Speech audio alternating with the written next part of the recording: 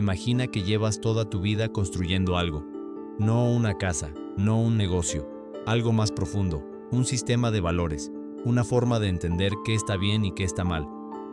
Una brújula interior que te ha orientado en las decisiones difíciles, que te ha dado identidad, que te ha dicho quién eres y a qué perteneces. Y entonces aparece alguien, se sienta frente a ti y te dice que todo eso que construiste lo va a cumplir, no destruir. Cumplir. Lo curioso es que esa palabra, que suena a respeto, a continuidad, a honor, termina siendo más radical que si hubiera dicho que lo iba a demoler. Porque destruir algo es fácil de entender, pero cumplir algo, llevarlo a su expresión más plena, completar lo que siempre estuvo incompleto sin que nadie se hubiera dado cuenta de que lo estaba, eso es otra cosa. Eso sacude los cimientos de una forma que la destrucción nunca podría.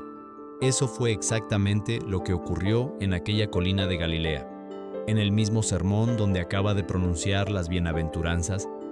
Ese retrato tan desconcertante de la felicidad verdadera, el maestro siente la necesidad de aclarar algo antes de seguir. Porque sabe lo que están pensando quienes lo escuchan.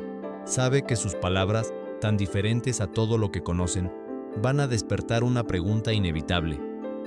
¿Está este hombre proponiendo que olvidemos todo lo que nuestros padres nos enseñaron? ¿Está descartando siglos de tradición? ¿Está destruyendo la ley? Y entonces Jesús dice, no vine a abolir la ley ni a los profetas, vine a cumplirlos. En verdad les digo que hasta que pasen el cielo y ni una jota ni una tilde de la ley pasará sin que todo se cumpla. Si no las lees como un texto religioso, sino como las palabras de alguien que habla con absoluta convicción, algo en ellas resulta casi desconcertante. No es el lenguaje de un revolucionario que descarta lo anterior para construir algo desde cero. Es el lenguaje de alguien que viene a completar algo que ya comenzó. Que ve en lo antiguo no un obstáculo, sino una semilla, que está diciendo: lo que Dios comenzó a revelar hace siglos, yo lo estoy llevando a su plenitud. Para entender el peso de esas palabras, hay que imaginar lo que significaba la ley para un judío del primer siglo. No era simplemente un conjunto de normas. Era la Torá, la enseñanza divina, el regalo más precioso que Dios le había dado a su pueblo. Era la constitución de una identidad, la columna vertebral de una civilización, el mapa que indicaba cómo vivir en relación con Dios y con los demás. Los profetas, por su parte, no eran simples adivinos del futuro. Eran las voces que habían mantenido viva la llama ya de esa enseñanza a través de generaciones de crisis, exilio y olvido. Habían recordado al pueblo quién era y a quién pertenecía. Hay una imagen que puede ayudarnos a entender lo que Jesús está haciendo. Piensa en una semilla. Una semilla tiene todo el código de lo que será. El árbol, las ramas, las hojas, los frutos. Pero si la ves solo como semilla, no puedes imaginar el árbol que llegarás a ver. Y si alguien que nunca ha visto crecer un árbol encontrara la semilla y luego viera el árbol, podría pensar que son cosas completamente distintas. Podría incluso concluir que el árbol no tiene nada que ver con la semilla. Pero quien entiende de naturaleza sabe que el árbol no destruyó la semilla, la cumplió. Le dio expresión completa a todo lo que la semilla contenía en potencia. Eso es lo que Jesús está haciendo con la ley y los profetas. No las está descartando, las está cumpliendo. Las está llevando a su expresión más plena, más profunda, más real. Y eso, paradójicamente, es lo que iba a resultar tan radicalmente diferente de lo que quienes lo escuchaban esperaban. Entonces llega la parte que, si somos honestos, puede resultar incómoda incluso 2000 años después. Jesús continúa, porque les digo que si su justicia no supera a la de los escribas y los fariseos, no entrarán en el reino de los cielos. Ahora bien, hay que entender quiénes eran los escribas y los fariseos para sentir el peso de esa declaración. En el mundo de Jesús, eran los hombres más respetados en lo religioso. Los fariseos eran conocidos por su dedicación extraordinaria a cumplir la ley en cada detalle de su vida. Ayunaban 2 veces por semana, diezmaban hasta de las hierbas de sus jardines, lavaban sus manos en ceremonias rituales específicas, memorizaban extensas porciones de las Escrituras. Para los ojos del pueblo, eran la imagen de lo que significaba ser justo ante Dios. Si alguien merecía entrar al reino de los cielos, eran ellos, y sin embargo, Jesús dice que la justicia de sus seguidores tiene que superar esa. ¿Cómo es posible? ¿Cómo puede alguien ser más cumplidor de la ley que los fariseos, que dedicaban toda su vida a ese propósito?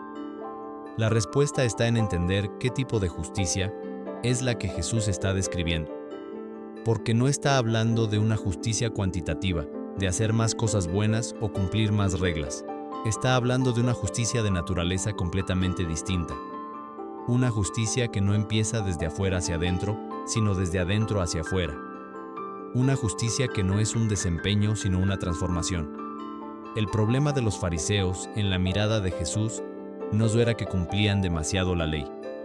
Era que la habían reducido a un conjunto de acciones externas que se podían realizar sin que el corazón estuviera realmente involucrado. Habían perfeccionado el arte de la apariencia, de la rectitud, sin necesariamente cultivar la rectitud interior, y en ese proceso, la ley había perdido algo esencial: su capacidad de tocar lo más profundo del ser humano. Aquí emerge uno de los temas más centrales de toda la enseñanza de Jesús: la diferencia entre el cumplimiento externo y la transformación interna. Entre hacer lo correcto porque alguien te observa y hacer lo correcto porque es lo que eres. Entre evitar el mal para no ser castigado y evitar el mal porque ya no lo deseas. Es la diferencia entre un árbol al que le pintan frutos artificiales y un árbol que produce frutos reales desde sus raíces. Y esto conecta directamente con algo que los profetas del Antiguo Testamento habían estado anunciando siglos antes de que Jesús llegara. Jeremías había hablado de un nuevo pacto, diferente al del Sinaí, donde la ley ya no estaría escrita en tablas de piedra, sino en el corazón de cada persona. Ezequiel había prometido que Dios quitaría el corazón de piedra y pondría un corazón de carne. Esas imágenes apuntaban exactamente hacia lo que Jesús está describiendo en la colina de Galilea: una ley interiorizada, vivida desde dentro, que no necesita la vigilancia externa para mantenerse, porque ya forma parte de quién es la persona. Así que cuando Jesús dice que vino a cumplir la ley y los profetas, está diciendo precisamente esto: vine a hacer posible lo que la ley siempre señaló, pero nunca pudo producir por sí sola. La ley podía decirte qué hacer y qué no hacer. Podía darte una guía, un mapa, un estándar, pero no podía transformarte por dentro. No podía cambiar el lugar desde donde tomas tus decisiones. Y eso es exactamente lo que el Maestro está ofreciendo. Hay algo aquí que merece que nos detengamos, porque tiene una relevancia profunda para la forma en que muchas personas se relacionan con lo espiritual hoy en día. Vivimos en un tiempo en que muchísima gente ha rechazado la religión o se ha alejado de ella, precisamente porque la experimentó como un conjunto de normas externas, que había que seguir, como una lista de cosas permitidas y prohibidas que generaba culpa cuando se incumplían, y una especie de orgullo frágil cuando se cumplían, como un sistema de puntuación donde uno siempre parecía estar en deuda o, en el mejor caso, apenas alcanzando el mínimo chi. Lo que Jesús está diciendo en este texto es que esa experiencia, aunque dolorosa, no describe lo que Él vino a traer. Él mismo estaba señalando ese mismo problema en los fariseos de su tiempo. La religiosidad como performance, como sistema de acumulación de méritos, como carta de presentación social, es exactamente lo que Jesús estaba cuestionando. No la ley en sí misma, sino el uso que se había hecho de ella.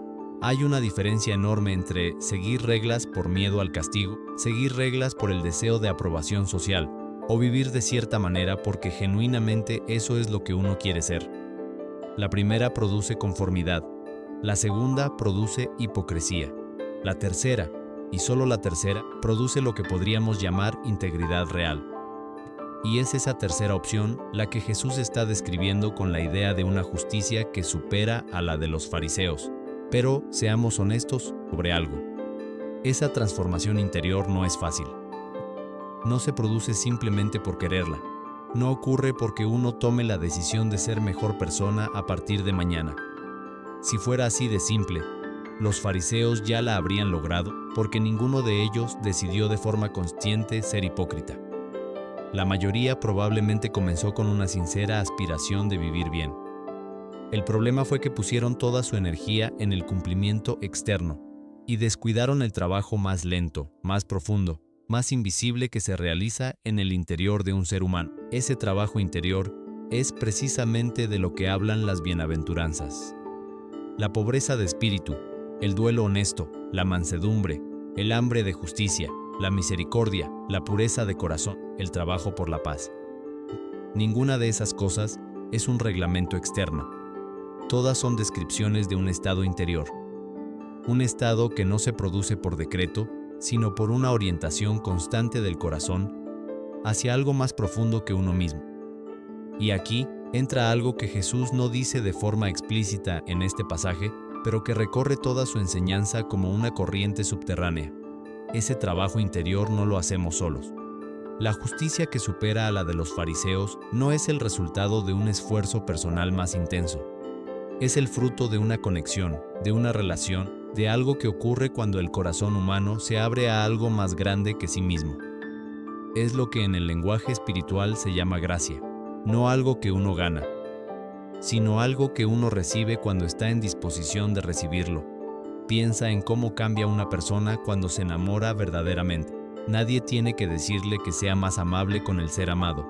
Nadie tiene que recordarle que preste atención cuando esa persona habla. Nadie tiene que elaborar una lista de reglas sobre cómo tratar al otro con cariño. Todo eso fluye de forma natural porque hay algo interior que ha cambiado. El amor no produce reglas, produce impulsos que van más allá de las reglas. Y cuando ese amor se enfría, ni la lista de reglas más elaborada puede sustituir lo que se perdió. Jesús parece estar sugiriendo algo parecido en el nivel espiritual. La relación genuina con lo divino, con lo que Él llama el Padre, no produce personas que cumplen más reglas. Produce personas que desean de forma diferente, que ven de forma diferente, que aman de forma diferente. Y desde ese deseo, desde esa visión, desde ese amor transformado, actúan de manera diferente. No porque tengan que hacerlo, sino porque no pueden hacer otra cosa. Ahora bien, ¿qué tiene todo esto que ver con tu vida concreta, con tu día de hoy, con las decisiones que enfrentas en este momento? Porque es fácil que estas reflexiones se queden en el nivel de lo abstracto, de lo teológico, de lo históricamente interesante, sin tocar realmente la experiencia de quien las escucha. Pensemos en algo sencillo. ¿Cuántas veces en tu vida has hecho lo correcto por las razones equivocadas? Has sido honesto no porque valoras la verdad, sino porque tenías miedo de que te descubrieran si mentías. Has sido generoso no porque amas al otro, sino porque querías que te vieran como generoso. Has perdonado no porque realmente hayas soltado el resentimiento, sino porque la situación social lo requería. Has cumplido con tu deber no porque lo desearas, sino porque el peso de la culpa era demasiado incómodo. No hay juicio en esa observación. Todos lo hacemos. Forma parte de la condición humana. Pero hay una diferencia cualitativa entre eso y vivir desde un lugar donde haces lo correcto porque es genuinamente lo que eres. Donde la generosidad no es una actuación, sino una expresión natural de cómo ves a los demás. Donde la honestidad no es una táctica, sino una necesidad interior. Donde el perdón no es un performance, sino una liberación que te beneficia tanto como al otro. Eso es lo que Jesús está describiendo cuando habla de una justicia que supera a la de los fariseos. No más esfuerzo. No más reglas. Una profundidad diferente desde la cual actuar. Un lugar interior que no necesita audiencia para funcionar. Y esto tiene implicaciones muy prácticas. Porque cuando actúas desde ese lugar, algo cambia en la calidad de tus acciones. Y la misma acción exterior puede surgir de dos lugares completamente distintos. Y la diferencia se nota, aunque a veces sea difícil articular exactamente dónde. Cuando alguien te ayuda genuinamente, sin esperar nada a cambio, sin hacerte sentir en deuda, sin una agenda oculta detrás del gesto, lo sientes. Del mismo modo que cuando la ayuda viene envuelta en expectativas no dichas. El corazón humano tiene una sensibilidad notable para detectar la diferencia entre lo auténtico y el simulacro. La ley, en la mirada de Jesús, no era el destino, era el camino que señalaba el destino, era el dedo que apuntaba a la luna, no la luna en sí. Y el error de quienes se habían convertido en expertos en la ley era haber dedicado toda su energía a estudiar el dedo con una precisión extraordinaria mientras perdían de vista lo que el dedo señalaba. Lo que la ley señalaba era siempre lo mismo: una humanidad restaurada, relaciones sanadas, corazones transformados, una forma de vivir juntos que reflejara algo del carácter mismo de lo divino. Jesús vino a hacer posible esa luna, no solo a explicar el dedo. Aquí emerge algo que puede cambiar la forma en que te relacionas con cualquier código ético o espiritual que hayas encontrado en tu vida. Porque la pregunta no es simplemente, ¿estoy siguiendo las reglas? La pregunta más profunda es, ¿desde dónde estoy siguiendo las reglas?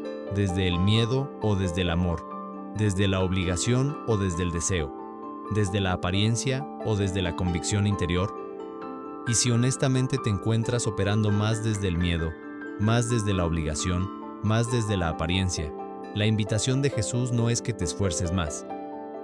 Es que te detengas y te preguntes si ha habido algo que se ha perdido en el nivel del corazón. Algo que quizás nunca estuvo ahí o que alguna vez estuvo y se fue enfriando con el tiempo. Hay personas que llevan décadas practicando su fe, cumpliendo con sus obligaciones religiosas, siguiendo los preceptos de su tradición y, sin embargo, sienten por dentro una especie de vacío, una distancia entre lo que hacen y lo que sienten, una sensación de que van cumpliendo con los movimientos correctos sin que esos movimientos los toquen de verdad. Y muchas veces esa sensación produce culpa porque piensan que el problema es que no están esforzándose suficiente, que no son lo bastante disciplinados, que no están cumpliendo bien, pero quizás la respuesta no sea más esfuerzo en la misma dirección. Quizás sea un cambio de dirección. Quizás la invitación sea volver al principio, a la pregunta más básica. ¿Por qué hago esto? ¿Qué estoy buscando realmente? ¿Qué es lo que más necesito en este momento de mi vida espiritual? Porque si lo que buscas es aprobación, la ley puede dártela, al menos superficialmente. Si lo que buscas es seguridad a través del cumplimiento correcto, la ley puede dártela también. Pero si lo que buscas es algo más parecido a lo que el Maestro llamó vida en abundancia, si lo que buscas es esa plenitud interior que no depende de las circunstancias externas, que no se desmorona cuando nadie te observa, que permanece firme incluso cuando los resultados no son los que esperabas, entonces la ley sola no puede darte eso. Te necesita en un nivel diferente. Te necesita en el nivel del corazón. Y hay algo curiosamente liberador en esa comprensión, porque si la meta no es cumplir más, sino transformarse más profundamente, entonces los fracasos dejan de ser simplemente señales de que no fuiste suficientemente disciplinado. Se convierten en invitaciones a ir más adentro. Las grietas en tu cumplimiento, los momentos en que no fuiste quien querías ser, los instantes en que actuaste desde el miedo, o el ego o la conveniencia cuando querías actuar desde el amor, ya no son solo evidencia de debilidad.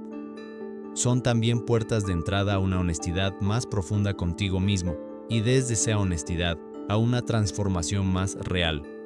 Los fariseos, en cierto sentido, estaban demasiado ocupados cubriendo sus grietas como para dejar que esas grietas les mostraran algo. Habían construido un sistema tan elaborado de cumplimiento externo que rara vez tenían que confrontarse con la distancia entre su exterior impecable y su interior más complejo. Y esa distancia, no reconocida, no trabajada, era precisamente lo que Jesús estaba señalando. Hay una frase que el Maestro usa más adelante en el mismo Evangelio que ilumina todo esto desde otro ángulo. Dice que los fariseos limpiaban el exterior del vaso mientras por dentro estaba lleno de impureza. La imagen es directa. ¿De qué sirve un vaso que reluce por fuera si lo que contiene es algo que no querrías beber? La apariencia de rectitud sin la sustancia de la rectitud no solo es inútil, es, en cierto sentido, más engañosa que la honesta imperfección. Y aquí quizás está la clave de toda esta enseñanza. Jesús no vino a añadir más reglas a las reglas. Vino a llevarnos a un lugar donde las reglas encuentran su sentido verdadero, donde no hay que preguntarse qué dice la norma, porque el corazón ya sabe lo que es correcto, donde la ley ya no es un muro que te contiene, sino un mapa que te orienta, porque has llegado al lugar que el mapa siempre indicó. Eso es lo que significa cumplir la ley y los profetas. No es abolirlos, es llevarlos a su expresión más plena. Es hacer posible lo que siempre estuvo implícito en ellos, pero que nunca había podido realizarse completamente por la sola fuerza de la voluntad humana. Esto, si lo dejas resonar de verdad en tu interior, cambia la manera en que te relacionas con todo lo que hayas aprendido sobre cómo vivir bien. Cada enseñanza moral o espiritual que hayas recibido, cada principio que hayas adoptado, cada valor que hayas intentado practicar, ya no es simplemente una obligación, es una invitación a ir más adentro. A preguntarte no solo si lo estás cumpliendo, sino desde dónde lo estás cumpliendo. A cultivar no solo la acción correcta, sino el corazón desde el cual surge esa acción.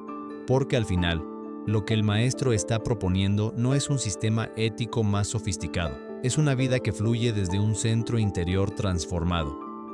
Una vida donde no necesitas que nadie te vigile para hacer el bien, porque el bien ya es parte de lo que eres. Donde no necesitas reglas que te impidan hacer el mal, porque el mal ya no es lo que deseas. Donde actuar con amor, con honestidad, con compasión, con justicia, no es el resultado de superar una tentación constante, sino la expresión natural de quien te has convertido. Ese es el sueño que late en el corazón del Sermón del Monte. No personas que cumplen mejor, personas que son diferentes desde adentro. Y esa diferencia, dice Jesús, es posible. No como un logro que alcanzas un día y ya tienes para siempre, sino como un camino que se recorre un paso a la vez, una decisión a la vez, una práctica a la vez.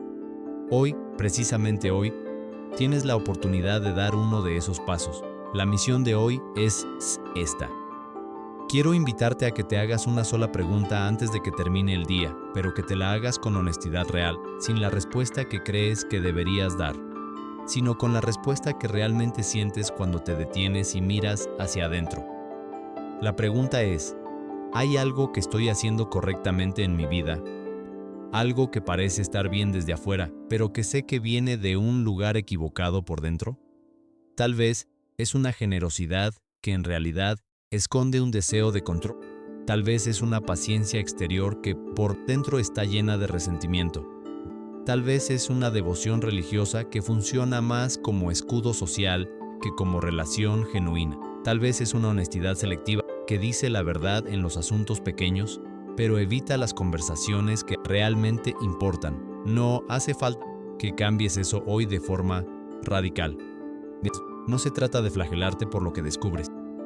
Se trata simplemente de nombrarlo, de mirarlo con los ojos abiertos, porque la transformación que Jesús describe siempre piensa con esa honestidad, con la disposición de ver la distancia entre el exterior y el interior, sin huir de esa visión, con la pobreza de espíritu de admitir que hay algo que todavía no está donde quisieras que estuviera, y si puedes dar un pequeño paso hoy, un gesto, una conversación, una decisión tomada desde un lugar más auténtico que el de ayer, entonces estás caminando en la dirección de la que habla el Maestro. No de la perfección, de la profundidad, de esa justicia que no se mide por cuánto cumples, sino por cuán cerca está tu corazón de lo que más importa. Eso es lo que Jesús vio en aquella colina, no un pueblo que necesitaba más reglas, un pueblo que anhelaba, aunque no siempre supiera nombrarlo, vivir desde adentro hacia afuera. Y les dijo, eso es posible, y ese camino comienza ahora.